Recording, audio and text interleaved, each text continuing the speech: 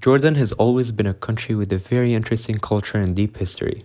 Jordan has changed over the years and is gradually becoming a more developed country.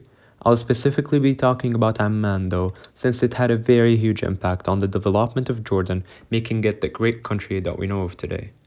Amman is the capital of Jordan. It is also known as the country's economic, cultural, and political center. It is considered one of the most westernized cities in the Arab world, which makes it more appealing for foreigners to come pay us a visit. It was initially built on 7 hills, but now spans over 19 hills, combining 27 districts, which make up the Greater Amman municipality.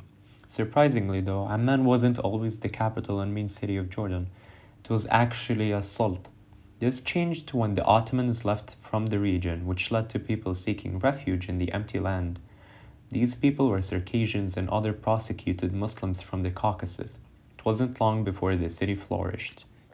Amman's modern history began in the late 19th century when the Ottomans resettled the colony of Circassian immigrants there in 1878, where many of the descendants still reside in Amman.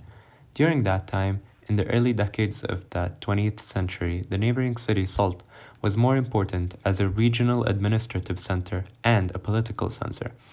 However, after the Great Arab Revolt secured the state of Transjordan, Amir Abdullah bin Hussein made Amman his capital in 1921.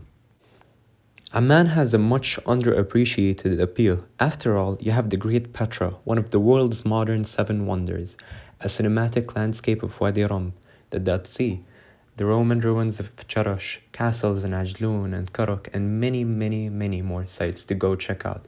Amman barely gets any credit for being a site to visit. Most tourists see it as a gateway to rest instead of a destination in of itself.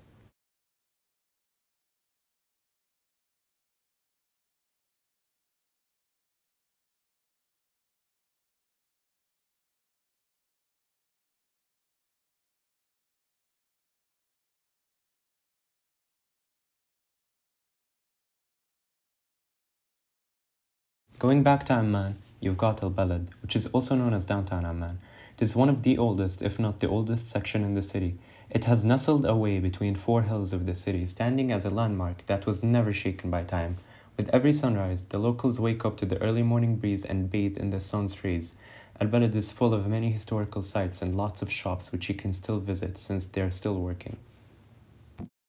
Then you have Jabal Amman neighborhood, which is one of the 7 hills that originally made up Amman. It's pretty close Al Balad, so if you're ever there, you should probably go pay it a visit. Jokes aside, Jabal Amman Residents Association, which is also known as JARA, is an organization started in 2004 to preserve the neighborhood's deep history and promote cultural events. JARA hosts many of the outdoor markets in Jabal Amman. The most famous is Souq Jara, that was established in 2005. One of the most famous streets in Jabal Amman is Rainbow Street, also known as Abu Bakr as-Siddiq Street. It is the location of numerous companies and shops, including the headquarters of the Jordan River University of Jordan was founded in 1962, and it is the largest and oldest institution of higher education in the entire country. It is located in Jubayha, and the district around it has been called the University District due to the impact the university has had to the place around it. According to webometrics.info, the university ranks amongst the top 10 universities in the Arab world and the best in Jordan, making it one of the best places to study and seek education in the Middle East. Amman has a lot to offer. It is a very stunning and beautiful city. It is full of historical landmarks as well. It is very reassuring that it's starting to get the credit and attention it deserves. Things have changed throughout time, and as the amount of people who see Jordan as a dangerous or risky city to live in, the citizens of this great country have been living in peace for a while now. It is relatively safe, maybe even the safest country in the Middle East.